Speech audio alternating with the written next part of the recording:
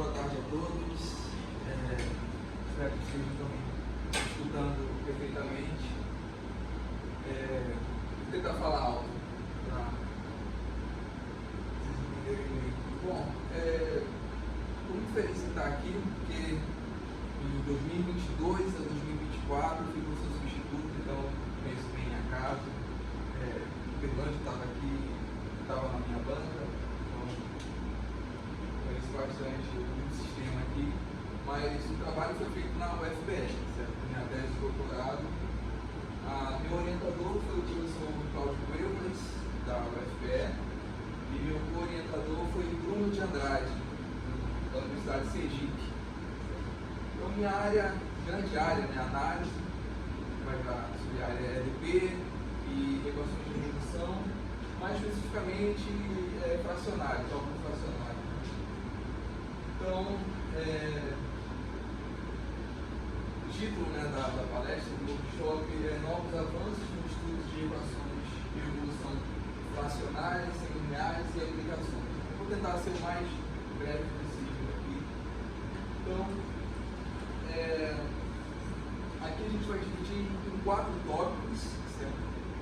Mas 3 estão bem colocados, digamos assim, porque foram esse slide é o da defesa, que eu fiz há menos de um mês, então já defendi, estou mais tranquilo, né? Já terminei. Mas então, o primeiro tópico é sobre o modelo de subdifusão, certo? O modelo subdifusivo, cálculo fracionário e algumas aplicações que foram dadas. O segundo tópico é sobre modelo de Karen-Siegel em domínios. E o terceiro é o modelo de Karen-Siegel via nucleossolide, que é uma derivada mais forte, vamos dizer assim. Ela é uma derivada geral e envolve inclusive o derivado de Caputo, né, que eu vou falar sobre. E aí eu vou falar sobre os pré-pits também e a bibliografia utilizada na tese. Então, para iniciar, a gente tem equações diferenciais fracionárias, certo? Na literatura já é bem conhecida. E aí nós temos algumas aplicações delas que são para a área da medicina, comportamento biológico, para a parte de botânica e também a corrosão eletrostática, certo? Eletroquímica, que é bem utilizado nessas áreas. Vou falar um pouco mais sobre, mas nossas 2 frentes de trabalhos aqui foram essas. Então, o modelo de difusão, onda e meio viscoelástico, e sistema de agregação quimiotática, que eu vou falar também. Então, foram nessas 2 frentes. Bom, o trabalho foi desenvolvido com um derivado de Caputo. Então, o derivado de Caputo é uma derivada fracionária, certo? No local, e que, se você tomar valores inteiros, por exemplo, alfa igual a 1 ou 2, você vai recair sobre os casos clássicos de equações de onda, no caso alfa igual a 2, e difusão em alfa igual a 1 na presença do Laplaciano, naquela equação clássica, né? Ou pela limite. Mas se você estiver na região transitória, de alfa entre 0 e 1 e alfa entre 1 e 2, você vai estar, por exemplo, na região de modelar células, por exemplo, movimento de células, na parte 1 e 2, que é a parte ambulatória, né? Está em meios viscoelásticos, subdifusivos. Vou falar um pouco da motivação da primeira parte. E o interessante de cada problema, já que a gente aqui está falando sobre teses e dissertações, é que o problema bom, digamos assim, né, é aquele problema que tem rastreabilidade, né, que você sabe de onde veio, quem fez alguma coisa. Então, eu vou falar um pouco sobre isso. O trabalho teve início na década de 60, né, com o Cabo e Fujita, onde eles estudaram a regularidade do problema, regularidade local, e que eles estudaram isso em L2, certo? E em L3, então é uma coisa bem restrita, né? Utilizando para regularidade, para você observar isso, em potências fracionárias.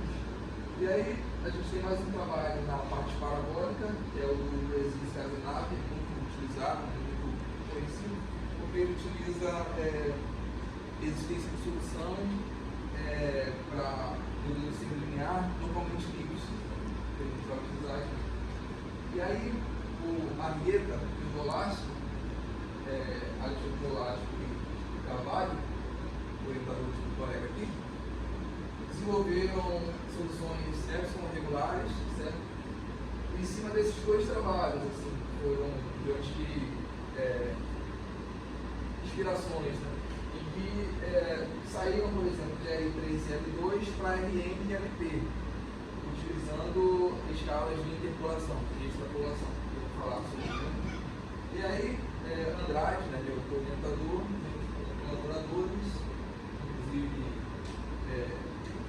Paulo Mendes Carvalho, né, que também é titular da USP, desenvolveu esse trabalho na parte com derivados de Caput, fracionário, e no modelo subdifusivo, certo? Alfa 1 e 2.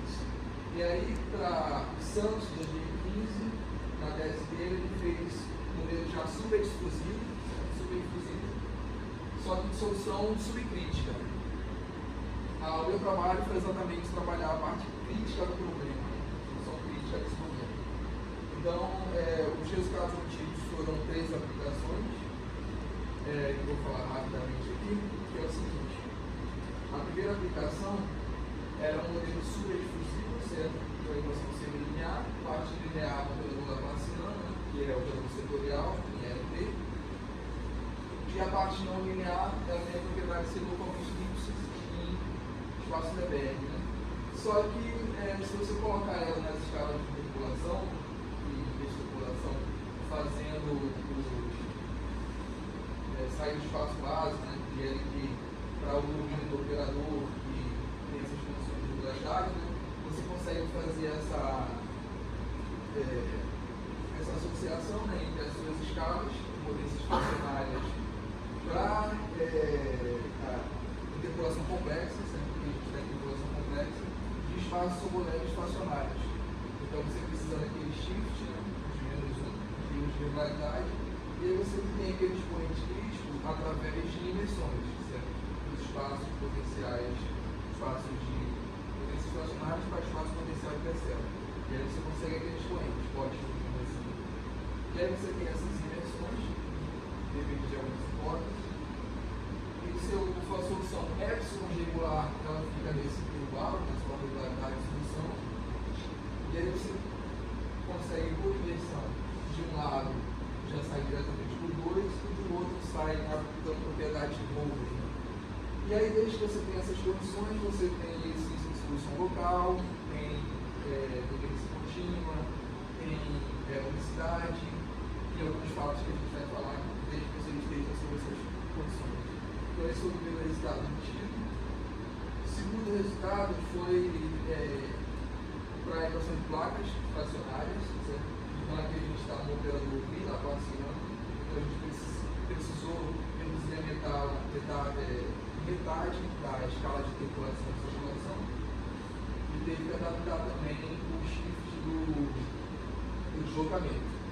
E aí a gente teve que manter em L2 para o operador que é falta de junta, a gente garante que tem propriedade setorial, e aí pelo artigo de Nolasco a gente consegue também essas análise sobre a questão crítica, né?